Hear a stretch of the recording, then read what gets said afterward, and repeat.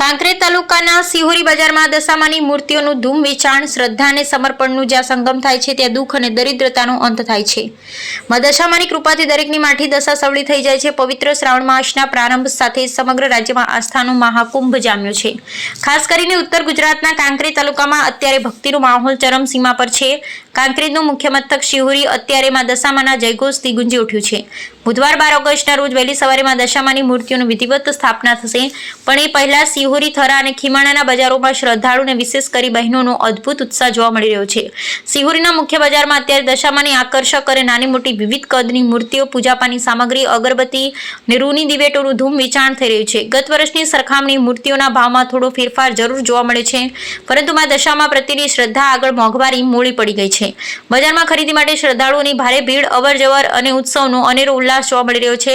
પરંતુ આસ્થાના મહાપર્વ વચ્ચે એક અત્યંત મહત્વની અને ગંભીર બાબત પણ સામે આવી છે. વ્રત દરમિયાન ભક્તો દ્વારા પ્રસાદ અને વિવિધ વાનગીઓ બનાવવા માટે ઘી અને અન્ય ખાદ્ય સામગ્રીની ખરીદી મોટા પ્રમાણમાં થતી હોય છે. આ તકે બજારમાં ભેળસેળયુક્ત કે નકલી ઘીનું વેચાણ કરી લોકોના આરોગ્ય અને શ્રદ્ધા સાથે ખિલવાડ ન થાય તે માટે તંત્ર સામે બુલંદ અવાજે માંગ ઉઠી છે. સ્થાનિક નાગરિકોની માંગ છે કે ફૂડ સેફ્ટી વિભાગ તાત્કાલિક હરકતમાં આવે.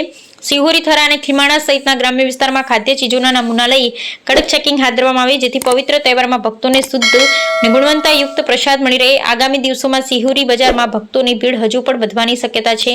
માં દશામાં સૌના ઘરમાં રિદ્ધિ, સિદ્ધિ અને સુખ શાંતિ લાવે, ત્યાં સૌની દશા સુધારજે, એ જ પ્રાર્થના. અહેવાલ રામજીભાઈ રાયગુર, બનાસકાંઠા.